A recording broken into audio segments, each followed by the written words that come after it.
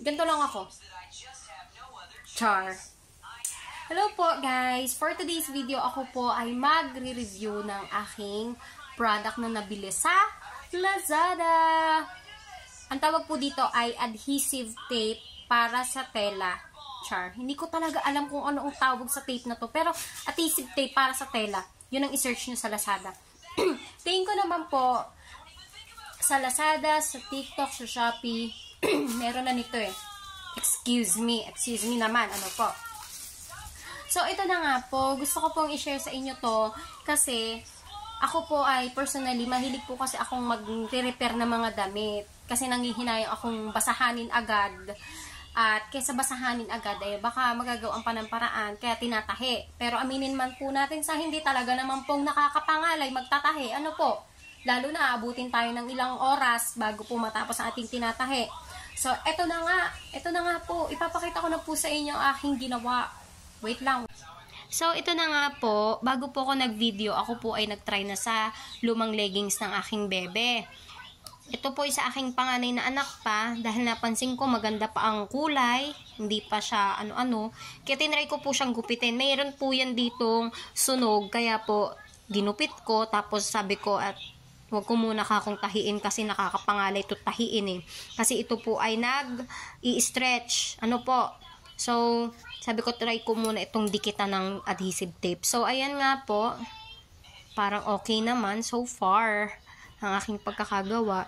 Pero mamaya ulitan ko to ng very very light. Kasi parang hindi pa siya masyadong Pero dito sa kabilang to, dikit na siya. Kung tatanungin nyo po paano ko to napadikit, ito naman po hindi talaga nadikit dahil para to talagang para siyang bulak. Kaya to dumikit kasi ginamitan ko po ito ng plancha. Ginamitan ko yan ng plancha para dumikit siya. Itong kabilang to, excuse me pose, hindi ko pa po ito nalalagyan ng adhesive tape. Mamaya ko pa po ito lalagyan. Dahil nga po sinubukan ko muna siyang bidyohan. Pero itong kabila ay nalagyan ko na. Ayan. Siguro kailangan to kapalan para hindi agad matanggal. Ano po? Ayun. So, yun lang po. Sana may natutunan kayo. Sana na-inspired kayo. Char. So, ito na nga po. Kung tatanungin nyo sa akin kung magkano ko yan nabili. Ito pong makapal na to ay nabili ko lang worth siguro wala pang 40 pesos. Yes. Tapos ito namang maliit. Wala pa tong 20 sa pagkakaalam ko.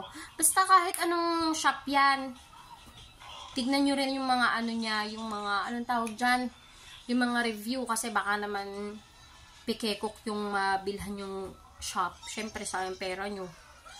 Ngayon, hanggang dito na lang po ang aking video. Hindi to hindi pa po ako nag-affiliate. Hindi po kasi ako maalam pag gumamit. Thank you po sa aking ninang Edeline, dahil kung hindi po dahil sa inyo, hindi ko malalaman, pwede na pala ako mag-affiliate sa Shopee. Pero hindi pa po ako maalam gumamit.